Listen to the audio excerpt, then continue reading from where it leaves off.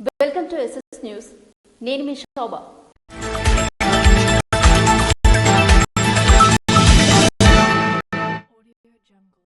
శ్రీకాకుళం జిల్లా ఆందాల వలసలో ఓ అమానవీయ ఘటన వెలుగు చూసింది. శ్రీకాకుళం జిల్లా ఆందాల వలసలో దారుణ ఘటన చోటు చేసుకుంది. మైనర్ బాలికపై ఓ యువకుడు అత్యాచారానికి పాల్పడ్డాడు.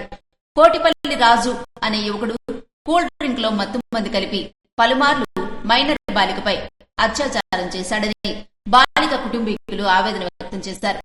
అస్వస్థతకు గురైన బాలికను ఆసుపత్రికి తీసుకువెళ్లగా ఆమె 3 నెలల గర్భిణి అని వైద్యులు నిర్ధారించారు. ఈ ఘాతుకానికి పాల్పడిన యువకుడు పరారీలో ఉన్నాడు.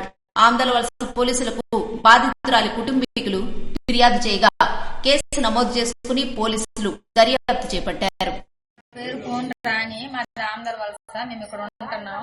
మా పాప ఫోన్ వైవ్యశ్రీ 9th క్లాస్ చదువుతుంది. మేము స్కూల్ పనికి వెళ్ళిపోతాము, ఎవరు ఇంట్లో ఉండము. రాజు అని కోటిపల్లి రాజు అని అబ్బాయి మా పాపని డ్రింక్లు అవన్నీ మత్తు మంది కలిపేసి దాన్ని ఆడి సైడ్ తిప్పుకున్నట్టు చేసి ఇచ్చేసాడు. అత్యాచారం చేశాడు. చేసిన తర్వాత ఇప్పుడు అది మాకు ఇంతవరకు మాకు తెలియదు. మా పాపకి బ్లాక్ మెయిల్ చేశాడంట. అది ఇది నువ్వు చెప్తే మీ నాన్నకి మీ అమ్మకి కేసులో పెడతాను, మాకు ప్రభుత్వం ఉంది అని సరిదిని చాలా మాయమాటలు చెప్పాడట. చెప్పేసి బాగా దాన్ని జడిపించాడు. ఇంతవరకు ఇప్పుడు తెలియగానే అన్నమాట ఆ అబ్బాయి ఇక్కడ ఉండకుండా వెళ్ళిపోయాడు. మాకు మరి ఎంతవరకు మీరు న్యాయం చేస్తారో చెయ్యండి. నా కూతురికి మేము నేను లేని సమయంలో ఉన్నా ఇటు మా డ్రింకులో మత్తు మందులు పెట్టి లోపరుచుకొని మన టీడీపీ అండదండ చూసుకొని ఈ నాయకులు అండదండ చూసుకొని మీరు ఏం చేస్తారో చేసుకోండి అన్నట్టుగా మాట్లాడి నా కూతురికి 3 నెలల ప్రెగ్నెంట్ చేసి ఇప్పుడు నాయకులు సపోర్ట్ పెట్టి 3 రోజుల నుంచి అక్కడే ఉన్నారు. నాకు న్యాయం చేయండి. నా కూతురు అన్యాయం అయిపోయింది. నాకు న్యాయం చేయండి. ఆదివారం శ్రీకాకుళం రహదారులు పొగమంచుతో నిండిపోవడంతో ప్రయాణానికి వాహన చోదకులు ఇబ్బంది పడ్డారు. శీతాకాలం కావటం వల్ల మంచు విపరీతంగా కురుస్తున్న విషయం తెలిసిందే. అయితే ఆదివారం శ్రీకాకుళంలో కురిసిన పొగమంచుతో రోడ్లు రహదారులు మూసుకుపోవటం వల్ల రోడ్లపై ప్రయాణించే ప్రయాణికులు దారి కనపడక కాస్త ఇబ్బంది పడ్డారు. అయితే పొగమంచును చీల్చుకుంటూ ఉదయించిన సూర్యోదయ దృశ్యం పలువురిని ఆకట్టుకుంది. పోగిరి ప్రాథమిక ఆరోగ్య కేంద్రంలో వృద్ధులకు పేదలకు దుప్పట్లు పంపిణీ చేపట్టారు. ప్రార్థించే పెదవుల కన్నా సాయం చేసే చేతులే మిన్న అని నిరూపించారు విజయనగరం జిల్లా రాజాం నియోజకవర్గం రేగిడి ఆంధ్ర బ్యాంకు విశ్రాంత మేనేజర్ వంతరాం చంద్రమౌళి. పొగిరి ప్రాథమిక ఆరోగ్య కేంద్రంలో ఆయన వృద్ధులకు ఆదివారం దుప్పట్ల పంపిణీ చేశారు. ఈ దుప్పట్ల పంపిణీ కార్యక్రమం రాజాం ఎంపీపీ లావేటి రాజగోపాల్ నాయుడు చేతుల మీదుగా నిర్వహించారు. ఈ సందర్భంగా విశ్రాంత బ్యాంకు మేనేజర్ చంద్రమౌళి మాట్లాడుతూ తమ మనవడు సాన్విక్ సాయి వేదాంశ్ పుట్టినరోజు సందర్భంగా శీతాకాలమైనందున చలికి వణికిపోతున్న అనాథలకు ఆదుకోవాలనే ఉద్దేశంతో సుమారుగా 40 మందికి దుప్పట్లు అందజేయడం జరిగిందని తెలిపారు. రాజాం ఎంపీపీ లావేటి రాజగోపాల్ నాయుడు మాట్లాడుతూ విశ్రాంత మేనేజర్ వంతరాం చంద్రమౌళి కుటుంబీకులు వారి కష్టార్జితంలో పేదలకు ఈ విధంగా వస్త్రదానం నిర్వహించడం అభినందనీయమని కొనియాడారు. కార్యక్రమంలో విశ్రాంత మేనేజర్ కుమారుడు దివ్యతేజ, ప్రాథమిక ఆరోగ్య కేంద్ర సిబ్బంది, పలువురు నాయకులు తదితరులు పాల్గొన్నారు. చింతాడపేట గ్రామంలో రామయోగి సేవా ఆశ్రమం నందు 231వ సత్సంగ సమావేశం నిర్వహించారు. పోలాకు మండలం చింతాడపేట గ్రామంలో శ్రీ రామయోగి సేవా ఆశ్రమం నందు జరిగిన 231వ సత్సంగ సమావేశంలో బ్రహ్మశ్రీ ఇప్పిన రామకృష్ణ శర్మ ముఖ్య అతిథిగా పాల్గొన్నారు. కార్యక్రమంలో ఆయన భారతదేశం గొప్పతనమంతా స్త్రీల వల్లనే వచ్చిందని, ఎంతో మంది పతివ్రతలు పుట్టినటువంటి భూమి ఇది అని, అటువంటి నేలపై మనం పుట్టడం మనం చేసుకున్న అదృష్టం అని చెప్పారు. స్త్రీలు పాటించినటువంటి ధర్మమే గొప్పది. అందుకనే సుందరకాండ చదివితే ఆంజనేయ స్వామి అంతటి వారు అన్నారు, ఆశ్చర్యపడిపోయారు. సీతమ్మ తల్లి ఆ సుంసుపాలు వృక్షం కింద కూర్చొని ఏడుస్తూ ఉంటే ఆంజనేయ స్వామి వారు చెట్టు మీద నుంచి చూస్తూ రావణాసురుడు వచ్చి సీతమ్మ తల్లితో అనకూడనటువంటి మాటలు అనేసి వెళ్ళిపోయిన తర్వాత సీతమ్మ తల్లి కంటి వెంట నీరు ధారాపాత్ర కారుతూ ఉన్నటువంటి సమయములో ఆ సుంసుపాలు వృక్షం మీద ఉండినటువంటి ఆంజనేయ స్వామి వారు అంటారు, రాముడిదేమిటయ్యా గొప్ప, సీతమ్మ తల్లి గొప్ప, సీతమ్మ తల్లిది. రాముడికి కష్టం చెప్పుకోవడానికి పక్కనే లక్ష్మణుడు ఉన్నాడు, ఆంజనేయుడు ఉన్నాడు, సుగ్రీవుడు ఉన్నాడు, వానర సైన్యమంతా కూడా ఉన్నది. సీతమ్మ తల్లికి కష్టం చెప్పుకోవడానికి ఒక్కరు కూడా లేరు. కానీ ఆమె నిరంతరము కూడా ధర్మాచరణ చేసింది కాబట్టి సీతమ్మ తల్లి చేసినటువంటి ధర్మము ఏదైతే ఉన్నదో అదే శ్రీరాముడికి రక్ష. కార్యక్రమంలో బొడ్డేపల్లి అప్పలనాయుడు స్వామి రాసిన సర్వోపనిషత్తు అద్వైత సత్సంగ భగవద్గీత అనే గ్రంథాన్ని ఆవిష్కరించారు. కార్యక్రమం బొమ్మడి విశ్వనాథ మాస్టర్ అధ్యక్షతన నిర్వహించారు. ఈ కార్యక్రమంలో కరుకోల అనంతరావు, లక్ష్మణరావు తదితరులు పాల్గొన్నారు. వైజాగ్ కలెక్టర్ కార్యాలయంలో ఏర్పాటు చేసిన కార్యక్రమంలో ప్రజా ప్రతినిధులతో రాష్ట్ర మంత్రులు సమీక్ష నిర్వహించారు. జనవరి 8వ తేదీన భారత ప్రధాని నరేంద్ర మోడీ విశాఖపట్నం పర్యటన సందర్భంగా ఆదివారం వైజాగ్ కలెక్టర్ కార్యాలయంలో ఏర్పాటు చేసిన కార్యక్రమంలో రాష్ట్ర మంత్రి నారా లోకేష్, ఎచ్చెర్ల ఎమ్మెల్యే నడికుదుటి ఈశ్వరరావు, రాష్ట్ర హోంమంత్రి వనితా వంగలపూడి, రాష్ట్ర మంత్రి అచ్చెన్నాయుడు మరియు ఎన్డీఏ కూటమి నాయకులు పాల్గొని ప్రధాని పర్యటనను విజయవంతం చేయాల్సిందిగా కోరారు. శ్రీకాకుళం జిల్లా ఇచ్చాపురంలో జింక పిల్లను గ్రామస్తులు అటవీ శాఖ అధికారులకు అప్పగించారు. ఇచ్చాపురం నియోజకవర్గంలోని సోంపేట మండలం భూషభద్ర గ్రామ పంట పొలాల్లో ఒక జింక పిల్లను కుక్కలు తరుముతూ ఉండగా గమనించిన గ్రామస్తులు జింక పిల్లని కుక్కల బారి నుండి కాపాడారు. వెంటనే అటవీ శాఖ అధికారులకు సమాచారం అందించారు. రామయ్యపట్నంలోని ఎమ్మెల్యే అశోక్ నివాసం వద్ద అటవీ శాఖ అధికారులకు గ్రామస్తులు జింకను అప్పగించారు. ఈ జింక పిల్లను సుంకిడి అరణ్యంలో విడిచిపెట్టనున్నట్లుగా ఈ సందర్భంగా అటవీ శాఖ అధికారులు వెల్లడించారు. శనివారం శ్రీకాకుళంలోని ఎన్టీఆర్ ఎంహెచ్ స్కూల్ మైదానంలో ముగ్గుల పోటీలు నిర్వహించారు. సంక్రాంతి పండుగ నేపథ్యంలో ప్రతి ఏడాది నిర్వహించే ఆంధ్రజ్యోతి ఏబిఎన్ ఆధ్వర్యంలో జరిగే ముత్యాల ముగ్గుల పోటీలు శనివారం శ్రీకాకుళంలోని 7 రోడ్ల జంక్షన్ వద్ద ఎన్టీఆర్ ఎంహెచ్ స్కూల్ మైదానంలో నిర్వహించారు. కార్యక్రమానికి ముఖ్య అతిథిగా శ్రీకాకుళం ఎమ్మెల్యే గొండు శంకర్, ఆయన సతీమణి గొండు స్వాతి శంకర్లు హాజరయ్యారు. అలాగే ఈ ముత్యాల ముగ్గుల పోటీలకు స్పాన్సర్స్ గా మీనాక్షి హాస్పిటల్ అధినేత, శ్రీకాకుళం ఎమ్మెల్యే సోదరుడు గొండు గంగాధర్, సిహెచ్ హరిత వ్యవహరించారు. ఈ ముగ్గుల పోటీలకు గాను జిల్లా వ్యాప్తంగా పలు ప్రాంతాల నుంచి మహిళలు, విద్యార్థులు ఉత్సాహంగా పాల్గొని ఆకర్షణీయమైన రంగులను వేశారు.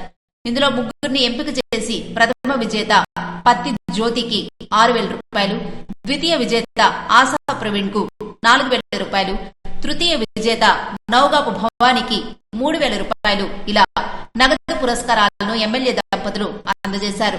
ఈ సందర్భంగా శ్రీకాకుళం ఎమ్మెల్యే గొండు శంకర్ మాట్లాడుతూ సంస్కృతి సాంప్రదాయాలను పాటిస్తూ ఇప్పటికీ ముగ్గుల పట్ల మక్కువ చూపుతున్న మహిళలకు అభినందనలు వెల్లడించారు. ఉత్సాహంగా విద్యార్థులు సైతం ఈ ముగ్గుల పోటీల్లో పాల్గొనడం శుభపరిణామని, ప్రతి సంవత్సరం ఆంధ్రజ్యోతి ఏబిఎన్ చేస్తున్న ఇటువంటి కార్యక్రమాల్లో తాము సైతం పాల్గొనడం ఆనందంగా ఉందని తెలిపారు. తన సోదరుడైన గొండు గంగాధర్ ఇటువంటి కార్యక్రమాలకు శ్రీకారం చుట్టి సహకారాన్ని అందించడం గొప్ప విషయమని కొనియాడారు. అలాగే పోటీల్లో పాల్గొన్న మరో 10 మందిని ఎంపిక చేసి వారికి కన్సలేషన్ బహుమతులను అందజేస్తారు. ఇక పోటీల్లో పాల్గొన్న ప్రతి మహిళకు చిరు బహుమతిని అందించారు. కార్యక్రమంలో Srikakulam Andhrajyothy unit branch manager Somasekhar, TNSF నియోజకవర్గ అధ్యక్షులు రెడ్డి గిరిజా శంకర్ తదితరులు పాల్గొన్నారు. అలాగే కార్యక్రమానికి న్యాయ నిర్ణేతలుగా కిల్లంశెట్టి ధనలక్ష్మి, మణిశర్మ, అంబటి లక్ష్మీరాజ్యం తదితరులు వ్యవహరించారు.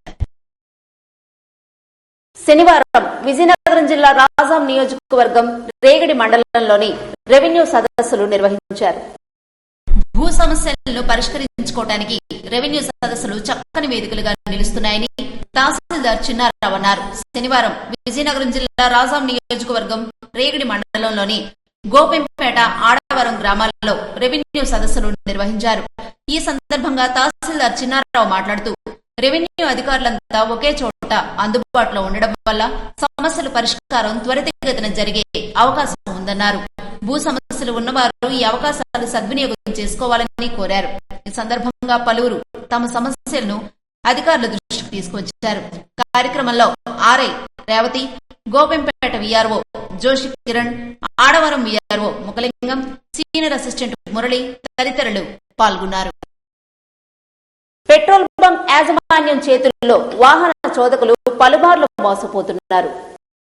నర్సన్నపేట మండలం గుండెవిలిపేట వద్ద ఉన్న భారత్ పెట్రోలియం బంకు వద్ద 3,000 రూపాయల డీజిల్ ను ట్రాక్టర్లో కొట్టించగా డీజిల్ కు బదులు నీటితో నింపారని జలమూరు మండలం గుగ్గిలి సర్పంచ్ ట్రాక్టర్లోని డీజిల్ ను 5 లీటర్ల టిన్ తో పాటు తీసుకొచ్చి బంకు వద్ద ప్రశ్నించారు.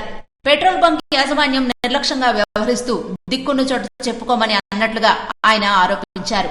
నర్సన్నపేట పరిసర ప్రాంతాల్లో పెట్రోల్ బంకుల్లో ప్రతినిత్యం కనిపించే ఇటువంటి సంఘటనలు పునరావృతం అవుతూనే ఉన్నాయి. పట్టించుకోవాల్సిన అధికారులు సరైన చర్యలు చేపట్టకపోవడం వల్ల పెట్రోల్, డీజిల్ అమ్మకాల్లో భారీ ఎత్తున ఇటువంటి మోసాలకు పాల్పడుతున్నారని ఆవేదన వ్యక్తం చేశారు. ఇటీవల నర్సన్నపేటలో ఒక పెట్రోల్ బంకులో ఇటువంటి సంఘటనే వెలుగు చూసింది. ఇప్పుడు జాతీయ రహదారికి ఆనుకుని ఉన్న గుండువిలిపేట వద్ద భారత్ పెట్రోల్ బంకులో ఈ విధంగా జరగడం పట్ల ప్రజల్లో ఆందోళన వ్యక్తమవుతోంది. పెట్రోల్ బంకుల్లో కొలతల్లోనూ నాణ్యతలోనూ భారీ తేడాలు ఏర్పడుతున్నా బంకు యాజమాన్యాలతో కుమ్మక్కైన అధికారులు ఎన్ని మోసాలు జరిగినా స్పందించట్లేదు. సదరు బంకు యాజమాన్యం పెట్రోల్, డీజిల్లో కల్తీతో పాటు తక్కువ పెట్రోల్ ను ట్యాంకుల్లో నింపే కార్యక్రమాన్ని యథేచ్ఛగా నిర్వహిస్తున్నారు. ఇప్పటికైనా అధికారులు స్పందించి జరుగుతున్న మోసాలపై నిఘా పెట్టి చర్యలు తీసుకోవాలని స్థానిక ప్రజలు విజ్ఞప్తి చేస్తున్నారు. సార్, మా ట్రాక్టర్ ఆయిల్ కావాలని నేను మా డ్రైవర్ కి డబ్బులు ఇచ్చి పంపించాను సార్. రాత్రి ఇక్కడ ఆయిల్ కొట్టించారు సార్. నిన్న 12 గంటల 10 నిమిషాలకి ఇక్కడ సీసీ ఫుటేజ్ మీద వచ్చిందట ఇక్కడ తెచ్చినట్టు. నేనే చెప్పాను ఈ బంక్ వెళ్ళమని కూడా. 12 గంటల 10 నిమిషాలకి ఇక్కడ బంక్ లో క్యాన్ పెట్టాడు. రిటర్న్ వచ్చి 2:15కి ఆయిల్ కొట్టుకుని ఇంటికి వచ్చాడు సార్. తీసుకొచ్చి మా ట్రాక్టర్ లో పోసాము. ఈ ఆయిల్ పోసినప్పుడు మా ట్రాక్టర్ లో పూర్తిగా ఆయిల్ లేని కారణంగా ఈ ఆయిల్ పోసాము. పోసిన తర్వాత ఆ ఫిల్టర్ లో ఉన్న ఆయిల్ వల్ల 10 మీటర్ల దూరం వెళ్ళింది, అక్కడ ఆగిపోయింది సార్. తీరా ఈ కారణం ఏంటని చూస్తే అందులో నీరు ఉంది సార్. ఆ నీరు చూస్తే నీరు ఇది కాదు, ఇది యాక్చువల్ గా తక్కువ సార్. అంతా తీస్తే చాలా నీరు వెళ్ళింది సార్, చాలా నీరు వెళ్ళింది. ఇదిగోండి సార్, ఈ కింద ఉన్న వైట్ అంతా నీరే సార్. అయితే మరి బండి పనిచేయక మెకానిక్ పిలిచి ఫిల్టర్లు మార్చి అన్ని చేసాం సార్. అయినప్పటికీ స్టార్ట్ అవ్వలేదు. అయితే ఎక్కడి నుంచి వచ్చింది నీరు? మన బండిలో ఆయిల్ లేదు. ఆయిల్ లేనప్పుడు నీరుంటే ఆ మిస్ఫైర్ అని రావాలి, అట్లా రాలేదు. కాబట్టి బంక్ లో వచ్చిందని మేము బంక్ దగ్గరికి వచ్చాం సార్. డెలివరీ వచ్చి అంటే బాయ్ అంటాడు, మీరు నీళ్లు కల్పిస్తే చేశారేమో, మాకేంటి చెప్తారు, మీరేం చేసుకుంటే అది చేసుకోండి, మీరు నీళ్లు కల్పిస్తే దానికి రెస్పాన్సిబిలిటీ మాదా అనేసి ఆయన మాకు అడ్డదిడ్డమైన ఇర్రెస్పెక్టివ్ సమాధానాలు చెప్తున్నాడు. ఒక్కటి కూడా మంచి సమాధానం చెప్పడం లేదు. ఇర్రెస్పెక్టివ్ గా మినిమం కస్టమర్ కి ఇచ్చిన, కనీసం కస్టమర్ కి ఇచ్చిన రెస్పెక్ట్ కూడా ఇవ్వడం లేదు సార్. లైవ్ అది చూపించాను సార్. ఇదిగోండి సార్, ఇది ఉందంటే ఇప్పుడు మా చెక్ చేయండి అంటున్నాడు. రాత్రి మేము వెళ్ళిన తర్వాత వీళ్ళు చెక్ చేశారట. మరి నేను వీళ్ళు రాత్రి ఏమైనా చేశారని నేనంటే దానికి సమాధానం వీళ్ళ దగ్గర ఎక్కడుంది సార్? ఇది కరెక్టా? ఒక రైతులు ఇక్కడ రావాల్సిన పని ఉంటుందా? మాకు ఇంత దూరం, సుమారు 10 కిలోమీటర్ల దూరం సార్ ఇక్కడ మాకు. వైసీపీ సమన్వయకర్త చింతాడ రవికుమార్ మీడియా సమావేశాన్ని ఏర్పాటు చేశారు. ఆందలవలస నియోజకవర్గ వైసీపీ సమన్వయకర్త చింతాడ రవికుమార్ తన పార్టీ కార్యాలయంలో పత్రికా సమావేశాన్ని ఏర్పాటు చేశారు. ఈ సందర్భంగా ఆయన మాట్లాడుతూ, కూటమి ప్రభుత్వం ఏర్పడి దాదాపు 8 నెలలు కావస్తున్నా ఆందలవలసలో ఎన్నో వనరులు ఉన్నప్పటికీ ఈ కూటమి ప్రభుత్వం వాటిని సద్వినియోగం చేసుకోలేకపోయిందని, అభివృద్ధిలో ఈ ప్రభుత్వం శూన్యమని అన్నారు. చిన్న ఉద్యోగస్తులైన ఫీల్డ్ అసిస్టెంట్ల పైన, మిడ్ డే మీల్స్ వర్కర్స్ పైన, సీఎఫ్ల పైన వారిని ఉద్యోగాల నుంచి తొలగించి వీరి అధికార ప్రతాపం చూపిస్తుందని ఎద్దేవా చేశారు. ఇప్పటికైనా తొలగించిన ఉద్యోగస్తులను విధుల్లోకి తీసుకోవాలని, కక్ష సాధింపు చర్యలు చేపట్టకూడదని కోరారు. కక్ష సాధింపు చర్యలు చేపడితే రాబోయే రోజుల్లో జగన్మోహన్ రెడ్డి ప్రభుత్వం తప్పక వస్తుందని, అప్పుడు టీడీపీ ప్రభుత్వం భారీ మూల్యం చెల్లించుకోక తప్పదని, దానికి కూన రవి బాధ్యత అవుతాడని హెచ్చరించారు. ఆంధ్రవలస నియోజకవర్గం ఎన్నో అసలు చాలా మంచి చైతన్యం కలిగి అన్ని వనరులు ఉన్నటువంటి నియోజకవర్గం. ఎన్నో అభివృద్ధి కార్యక్రమాలు చేయాల్సి ఉన్నాయి. ఇంకా నీకు అవకాశం వచ్చింది, మీ ప్రభుత్వానికి ఒక అవకాశం వచ్చింది, మంచి పనులు చేయండి.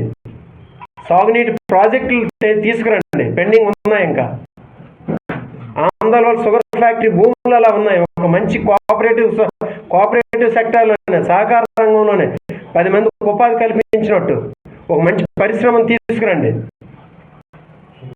లేదు, బూజ్జికి సరుబుజ్జిల మండలిలో ఒక 100 ఎకరాలు 150 ఎకరాలు అక్కడ ప్రభుత్వ భూమి ఉంది. కేంద్ర మంత్రి గారు ఉన్నారు కదా ఈరోజు, ఆయనతో మాట్లాడి ఏదైనా కేంద్ర ప్రభుత్వ రంగ విద్యా సంస్థని తీసుకురండి. రేపు మీరు ఇప్పుడు ఎవరెవరైతే ఉద్యోగాలు తీస్తున్నారో వాళ్ళందరూ మళ్ళీ వస్తారు. ఇక్కడ మా గవర్నమెంట్ వస్తుంది. 2 సంవత్సరాలు 3 సంవత్సరాలు 4 సంవత్సరాలు జగన్మోహన్ రెడ్డి గారు మళ్ళీ ముఖ్యమంత్రి అవుతారు. రేపు మళ్ళీ మా ప్రభుత్వం వస్తుంది.